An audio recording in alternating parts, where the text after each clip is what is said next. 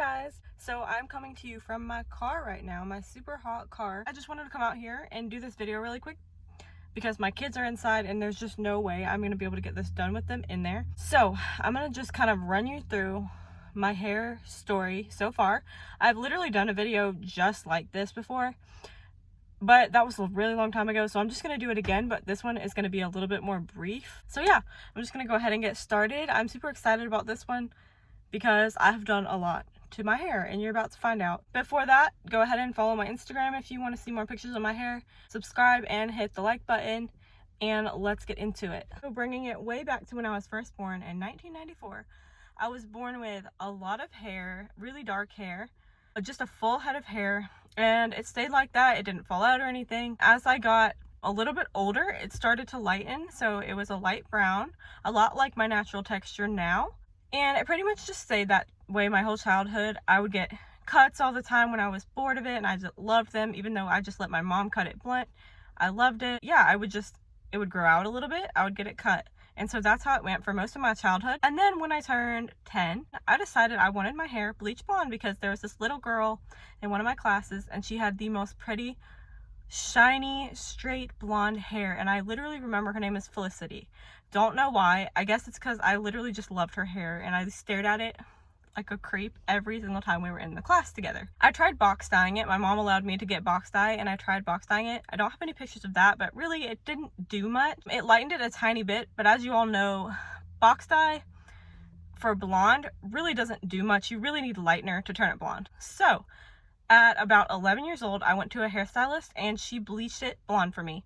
I was obsessed with it, except my natural texture, as you all know, is super wavy, so it frizzed up really, really bad. I did love the color, but that summer I went in the pool and the chlorine turned it green. Don't have a picture of that, but as you saw, there were a few pictures I found of my hair when it was blonde. They're really, really old and really bad. Sorry, but that's all I could find of that stage in my life. So around 15, I decided to start dyeing my hair again. I had fun doing like dark brown and stuff, and then I decided I wanted my hair stick straight, and I researched a lot and I found something called Japanese hair straightening. It seemed too good to be true, but I went and had it done and it actually turned out amazing. She did such a good job. It was pin straight, it dried that way, it was super sleek, and then I literally dyed it like 2 weeks after that and I just loved it. Like it didn't feel damaged, it looked really good, and I was in love with it. Flash forward to about 16 or 17, the perm had mostly grown out except for the ends. I didn't go get it redone,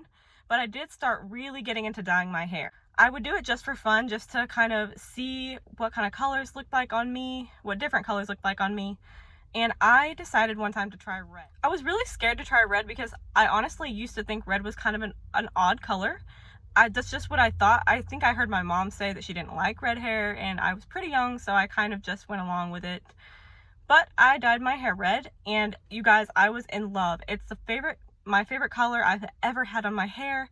I dyed it several different shades. I did it over a period of 2 or 3 years. Also mixing in, one time I dyed it dark brown again, which was basically black. And then I went back to red because I was so in love with it. So here's where my story kind of gets closer to leading up to the point I'm at now. When I was 18, I decided that I wanted my hair pin straight again. I could not find the same stylist, so I found somebody else. And he did it on top of what was left of my previous perm, and on top of the bleach and the dye. He just did it just to do it, even though he knew it was a bad decision.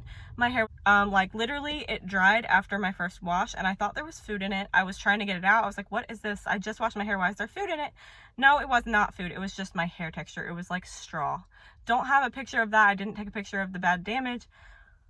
But that is literally the day that I decided, instead of dyeing my hair, I wanted long, healthy hair. So I started watching lots of YouTube videos. I found a bunch of YouTubers I liked.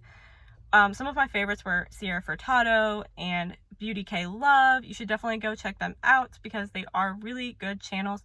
Sierra Furtado's not so much into hair care anymore, but she still has really good videos.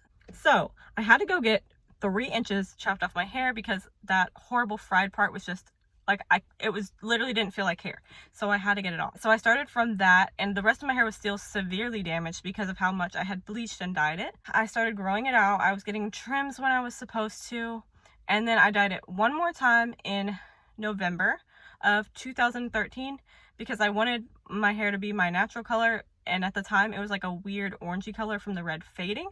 So I dyed it one more time and kind of went from there. From about age 20 to 22, I was doing a really good job of just sticking with my natural color, growing out all of the perm and all of that, and getting trims when I was supposed to. And then I just kind of got the itch to do something to my hair again because I was so used to doing it in the past.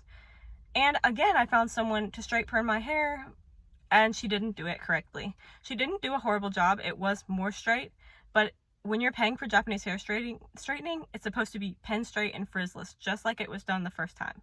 So I added that damage onto my hair. And then at the very beginning of 2017, I dyed it black.